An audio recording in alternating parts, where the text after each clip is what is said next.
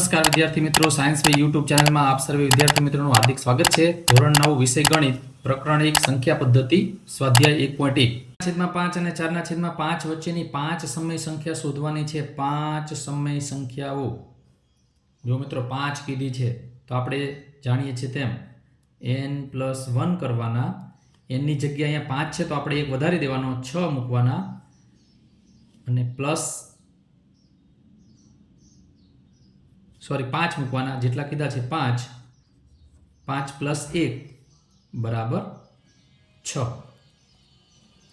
તો હવે જે પહેલી સંખ્યા છે 3/5 એમાં આપણે અંશ અને છેદમાં 6 વડે ગુણાકાર કરશું, કારણ કે 5 સંખ્યા શોધવાની છે તો એક સંખ્યા વધારે લેવાની 6। તો પહેલા 3 × 6 છેદમાં 5 × 6, બેનો ગુણાકાર કરીએ અંશ અને છેદમાં, 6 તરીને 18 છેદમાં 5 × 6 = 30। ચલો હવે બીજી સંખ્યા કઈ છે? 4/5 4/4 ગુણ્યા અંશ અને છેદમાં કેટલા વડે ગુણાકાર કરવાનો?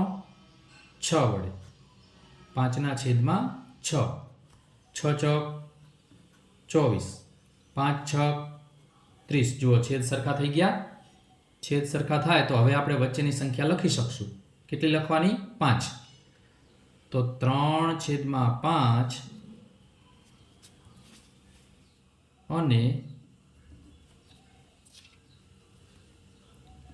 4/5 વચ્ચેની 5 સમય સંખ્યા। જવાબ લખીએ। 5 સમય સંખ્યા વચ્ચેની જે છે 18/30 તો આ પહેલી સંખ્યા, 24/30 એ છેલ્લી સંખ્યા, તો એની વચ્ચેની આપણે 5 લેવાની। તો 18/30 પછી કઈ આવે? તો કે 19/30, પછી આવશે 20/30, પછી આવશે 21/30, પછી આવશે 22/30, પછી આવશે 23/30। થઈ ગઈ 5 1 2 3 4 ને 5। ટૂંકમાં છેદ સરખા કરવાના અને છેદ સરખા થઈ જાય પછી વચ્ચેની આપણે સંખ્યાઓ લખી નાખવા। તો આ રીતના દાખલા પરીક્ષામાં પૂછાતા હોય છે, ખૂબ જ આઈએમપી દાખલા છે।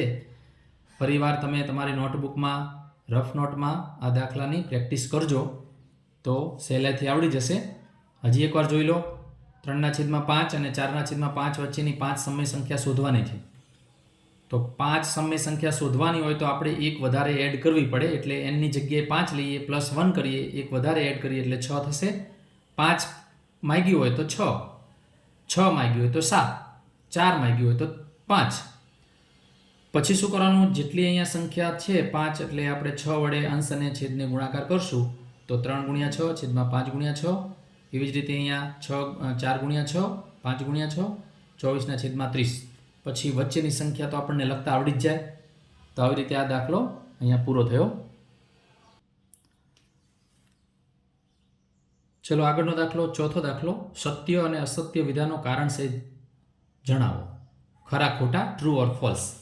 આ પ્રશ્નો પણ આઈએમપી છે, એક માર્કમાં આવા ખરા ખોટા, સત્ય અસત્ય પૂછાતા હોય છે। આપણે એક જ વસ્તુ યાદ રાખવાની છે। જુઓ મિત્રો, મેં થિયરી પાર્ટમાં સમજાવેલું છે। આ ક્રમ તમે એક યાદ રાખજો, n ઉપગણ ન લખવો હોય તો ચલો સહેલી રીતે એરો કરીએ। n છે એ w માં છે, n અને w એ z માં છે, અને NWZ એ q માં છે, અને છેલ્લે r વાસ્તવિક સંખ્યા ગણ r। n એટલે પ્રાકૃતિક સંખ્યા, એ w માં હોય, પૂર્ણમાં હોય, આ બંને z માં હોય, આ ત્રણેય q માં હોય, અને આ ચારેય r માં હોય। આ તમને ક્રમ જો યાદ રહી ગયો તો તમને કોઈ પણ ખરા ખોટા આ રીતના પૂછાશે એ આવડી જશે। પણ શરત એટલી, તમને પહેલાં આમનું નામ પૂરું આખું આવડવું જોઈએ અને એમાં કઈ સંખ્યાઓનો સમાવેશ થાય એટલી તો ખબર પડવી જ જોઈએ। તો થિયરી પાર્ટ તમે જો ન જોયેલો હોય તો જોઈ લેજો, એ નીચે ડિસ્ક્રિપ્શનમાં વિડીયો મૂકેલો છે, એમાં સમજાવેલું છે। ફરીથી એકવાર ટૂંકમાં સમજાવી દઈએ। n એટલે પ્રાકૃતિક સંખ્યા, એમાં બધી જ ધન પૂર્ણાંક સંખ્યા આવી જાય। તો અહીંયા હું લખું પ્રાકૃતિક ડબલ્યુ એટલે પૂર્ણ, ઝેડ એટલે પૂર્ણાંક, ક્યુ એટલે સમય, આર એટલે વાસ્તવિક. જો આટલું તમારે યાદ રાખવાનું છે. એન એટલે નેચરલ નંબર, પ્રાકૃતિક સંખ્યા, એમાં બધી જ ધન સંખ્યાઓનો સમાવેશ થઈ જાય, જીરો સિવાયની. ડબલ્યુ એટલે પૂર્ણ, એમાં જીરો આવે અને બધી ધન પૂર્ણાંક સંખ્યાઓ આવે. ઝેડ એટલે એમાં એન અને ડબલ્યુનો સમાવેશ થઈ જાય. ક્યુ એટલે સમય સંખ્યા, એન ડબલ્યુ ઝેડનો સમાવેશ થાય. અને આર એટલે વાસ્તવિક, N W Z Q R એનો સમાવેશ થાય. હજી બીજી રીતે શોર્ટકટ ન યાદ રહે તો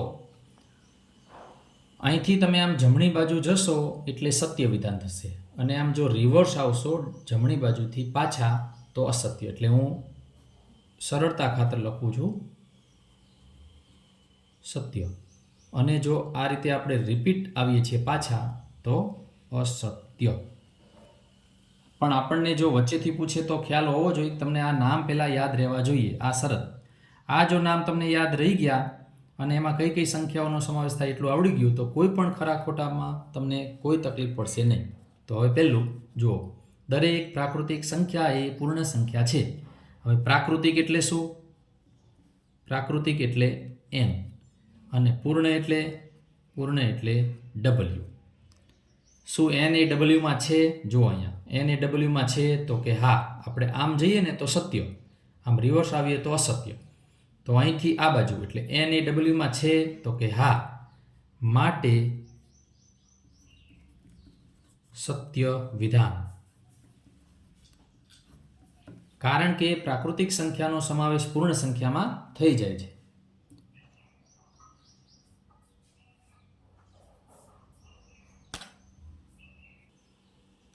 ચલો હવે જો બીજું વિધાન છે, દરેક પૂર્ણાંક એ પૂર્ણ સંખ્યા છે.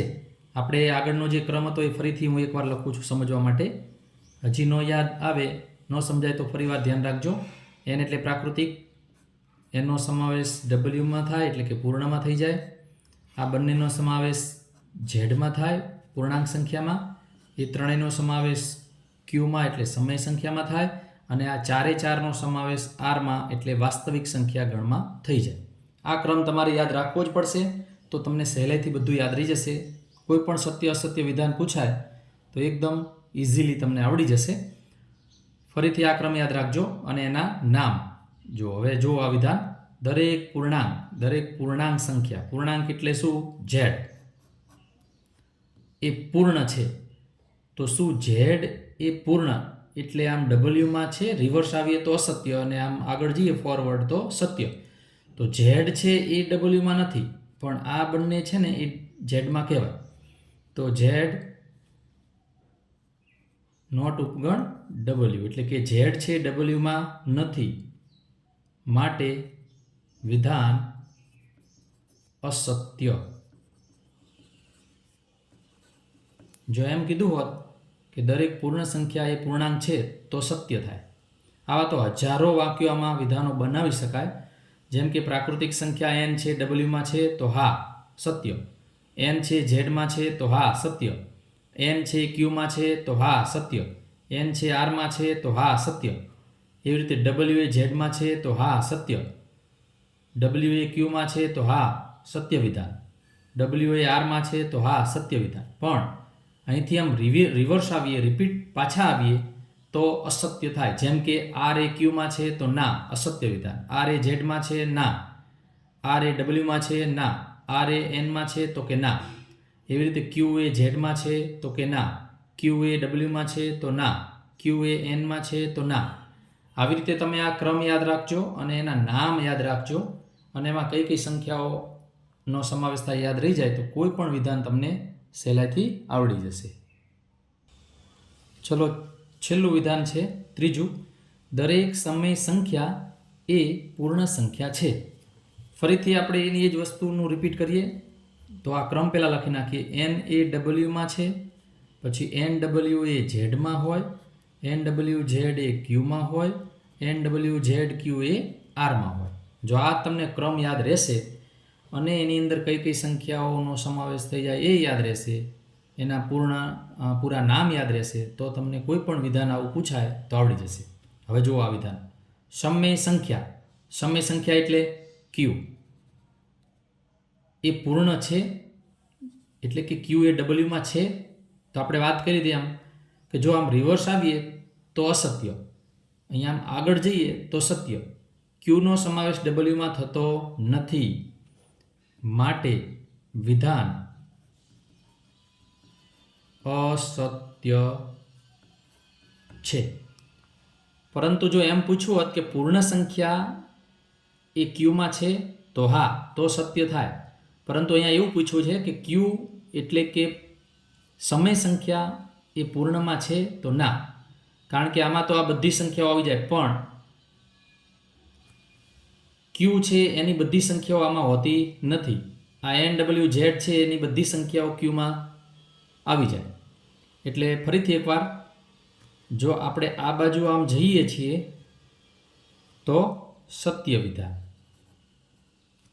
અને આમ જો રિપીટ આવીએ છીએ પાછા તો અસત્ય. જેને બિલકુલ ન સમજાણું હોય એને આ ક્રમ એ રીતે યાદ રાખવો પડે. બાકી સમજીને યાદ રાખજો. આના પૂરા નામ યાદ રાખવાના અને એમાં કઈ કઈ સંખ્યાઓનો સમાવેશ થાય એ યાદ રાખશો એટલે કોઈ પણ સત્ય અસત્ય વિધાન હશે તમને આવડી જશે. તો આ વિડીયોમાં આટલું જ. આવી જ રીતે તમને નેક્સ્ટ વિડીયોમાં 1.2 એના દાખલા આપણે સમજાવીશું. તો હજુ સુધી જો આ ચેનલને સબસ્ક્રાઈબ ન કરેલી હોય તો પ્લીઝ ચેનલને સબસ્ક્રાઈબ કરી દો, જેથી કરીને તમને બધા વિડીયો જે ગણિતને લગતા અને વિજ્ઞાનને લગતા છે એની નોટિફિકેશન મળતી રહે. આશા રાખું છું કે તમને આ વિડીયો પસંદ આવ્યો હશે. Thank you.